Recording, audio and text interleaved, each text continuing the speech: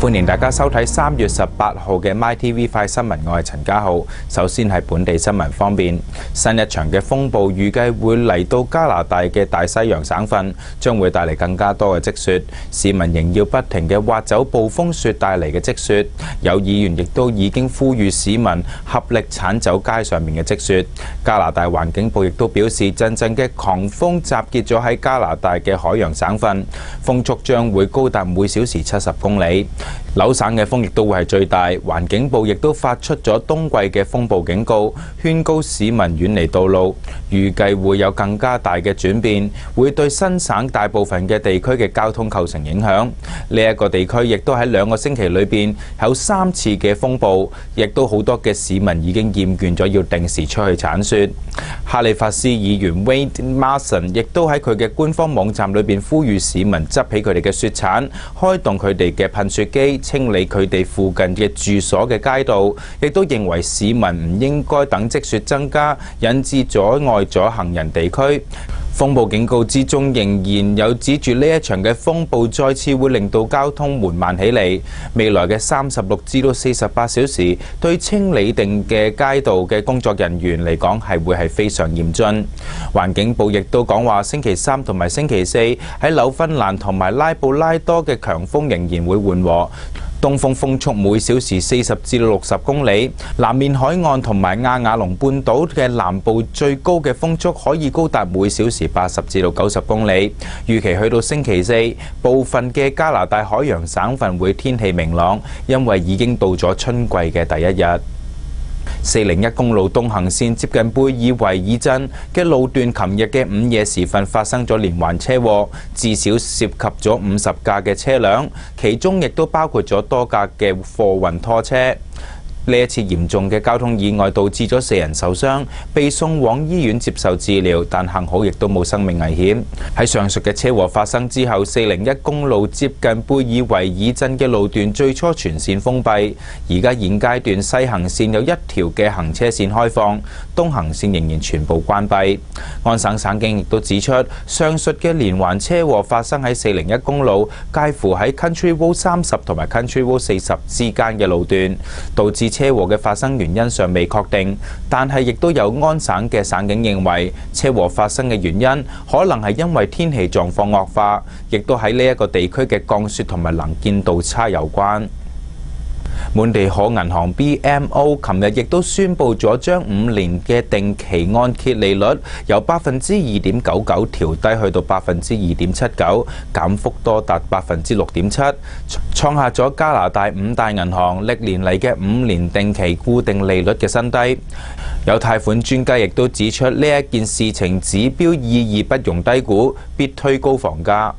房貸網站 RateSupermarket.ca 亦都表示，呢一個係由聯邦所規管嘅所謂5大銀行歷年嚟公佈最低嘅5年定期固定嘅利息，亦都係非紅小可。佢亦都指出，主要係因為房貸公司喺近年嚟都習慣咗用每一年係呢一個時刻，即係房市交易進入咗春季嘅活躍期之間嘅調低利率，滿地可銀行經常都率先去宣佈採取行動。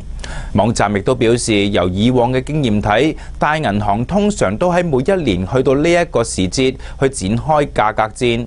一間嘅銀行宣佈咗調低利率之後，其他嘅銀行或許亦都唔會立即跟進，但係唔表示喺整年裏邊唔會跟進。滿地可銀行亦都喺琴日嘅時候宣布5年期固定利率創下咗5大銀行先例，亦都唔係加拿大嘅歷史以嚟嘅最低。有一啲嘅次級嘅信貸機構缺少咗品牌同埋信譽，必須要採取低利率去打破大銀行企業嘅壟斷，爭取客戶。早就喺前幾年裏邊，市面上已經出現咗較低嘅5年固定利率。目前市面上亦都有數間嘅信貸機構推出最低嘅為2.59%嘅5年固定利率。加拿大央行亦都喺今年嘅1月去宣布降低基準利率。邊無亦都喺此後首間宣布大幅調低指標性嘅房貸利率嘅大商業銀行。五大銀行之中，道明銀行亦都預測央行會進一步去調低基準利率。總理哈柏亦都喺星期二嘅時候宣布，總督約翰斯頓任期延長2年，去到2017年嘅9月。約翰斯頓喺2010年嘅時候獲委總督職位。總督通常都會任期5年，但延長亦都並唔稀奇。哈柏亦都指出，延續任期係要約翰斯頓去參加大量活動，慶祝2017年嘅加拿大建國150週年。約翰斯頓亦都擔任過第28任嘅加拿大總督之前，曾經亦都任職律師、學者、大學行政官員。佢亦都係一名教授。喺1974年嘅時候，成為安省倫敦西安大學嘅法律系主任。1979年嘅時候，亦都被獲聘為麥基爾大學嘅校長。1999年嘅6月，亦都轉任為安省滑鐵盧大學校長。約翰斯頓原籍安省嘅薩博里，曾經先後就讀皇后大學、劍橋大學同埋哈佛。佢喺哈佛嘅時候，亦都係一名嘅全美冰球運動員。佢同埋佢嘅妻子莎倫亦都有5個女、11名嘅外孫子女。而家先休息一陣，陣間返到嚟會有更加多嘅新聞送俾大家。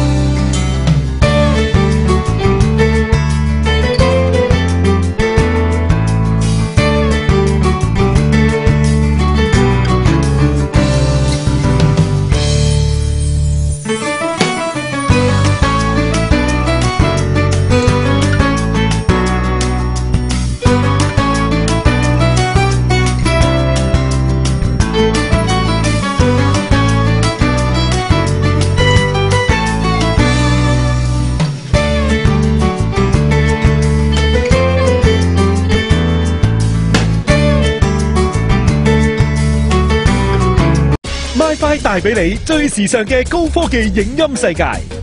Bsonic KTV 9300獨有 HDMI 高清數碼輸出 ，Blu-ray 級嘅完美聲畫，最強勁嘅歌庫，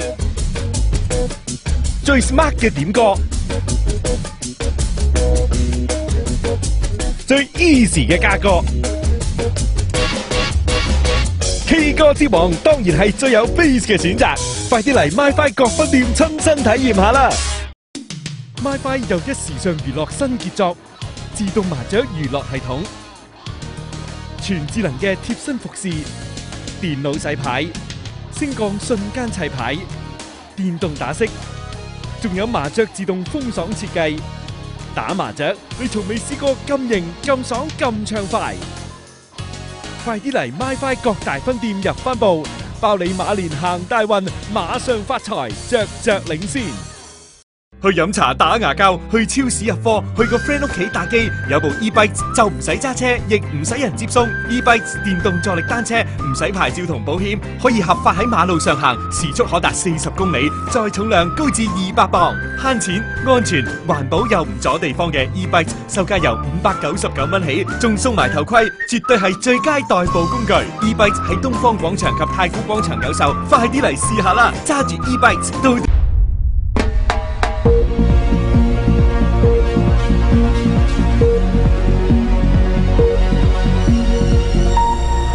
歡迎大家繼續收睇3月18號嘅 MyTV 快新聞，我係陳家浩。喺國際新聞方面，喺北非嘅特尼斯首都國家博物館，喺當地嘅時間中午，有一批武裝嘅槍手闖入同埋挾持多名遊客，並同包圍建築物嘅保安部隊駁火，最少有19人死亡，包括咗17名嘅外國遊客、1名嘅當地人同埋1名警員，2名嘅槍手亦都死亡，亦都有22名嘅遊客同埋2名嘅當地人受傷。特尼斯總理埃西德亦都表示，17名嘅外國遊客分別係嚟自波蘭、意大利、德國同埋西班牙。佢亦都指出，相信一共有5名嘅槍手，仍然有2至3個人在逃。今次係近年裏邊首次針對遊客景點嘅襲擊。內政部長亦都指出，槍手係伊斯蘭激進分子。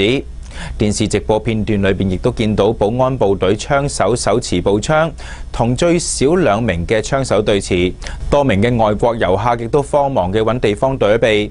博物館附近嘅國會大樓亦都緊急疏散。當地嘅傳媒亦都報道，3名身穿類似軍服嘅槍手闖入博物館，暫時亦都未確定到槍手嘅身份。特尼斯亦都喺近年裏邊積極打擊伊斯蘭極端組織。特尼斯政府亦都估計，約有3000名嘅當地人去過敘利亞同埋伊拉克，去參與伊斯蘭國戰鬥。喺德國法蘭克福，約有1萬人參與左翼組織發起嘅示威，反對歐洲央行新總部落成同埋對尋求支援嘅國家推行緊縮政策。示威者同防暴警察發生衝突，演變成騷亂。示威者亦都向警方投擲石頭，亦都焚燒咗多架嘅警車，大約有90名嘅警員同埋幾十名嘅示威者亦都受傷。警方就使用咗水炮去驅散示威者，亦都用咗催淚彈同埋警棍。警方亦都拘捕咗500人。歐洲央行位於法蘭克福嘅新總部係一座雙塔式嘅高層玻璃建築物，分別高185米同埋165米，耗資咗13億歐元。被左翼人士亦都視為咗係萬惡資本主義嘅象徵。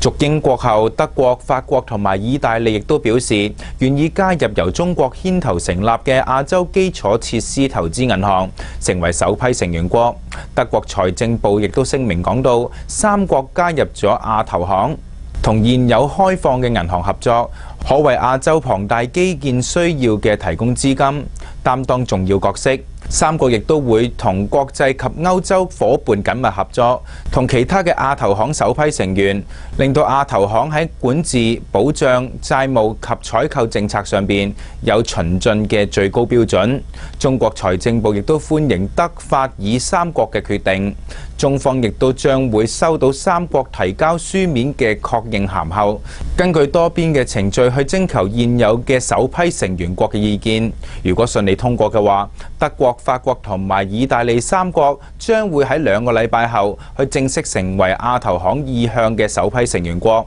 金融時報亦都形容，歐洲4國嘅國家決定咗加入亞投行，對美國係一次重大嘅外交挫敗。另外，盧森堡財政部亦都證實已經申請加入亞投行。歐洲委員會亦都支持歐盟成員國加入，指亞投行可以應對全球投資需要，亦都為歐洲公司提供機遇。希臘總理齊普拉斯亦都宣布將會到訪俄羅斯，較原定嘅計劃提前咗1個月。希臘目前亦都同歐盟就債務嘅談判陷入僵局。當地傳媒亦都報道，齊普拉斯前往莫斯科同目前面臨經濟危機有關。希臘亦都未有收到歐盟同埋國際貨幣基金組織總值2400億嘅歐元救助計劃之中最新嘅一輪救助，原因係因為歐盟堅持希臘要喺下個月去提交詳細嘅改革計劃。英國廣播公司亦都分析，齊普拉斯從未去隱瞞過自己希望同俄羅斯建立良好嘅關係嘅意願。喺中港台方面，喺中國國家主席習近平去到人民大會堂會見美國前國務卿基辛格，表示期待喺今年裏邊去對美國進行國事訪問。習近平亦都指出，處理好中美關係，雙方要加深了解同埋理解，亦都要增進戰略嘅互信，堅持相互尊重同埋要求存疑嘅原則，建設性管控好分歧同埋敏感問題。基辛格亦都表示，中美關係係事關全球嘅和平、進步同埋發展嘅重要雙邊關係，構建美中新型大國關係符合雙方嘅利益，係着眼喺長遠發展嘅遠見之舉，亦都預祝習近平訪美成功。今日嘅新聞報導完畢，我哋聽日會有更加多嘅新聞送俾大家，我哋聽日返嚟再見。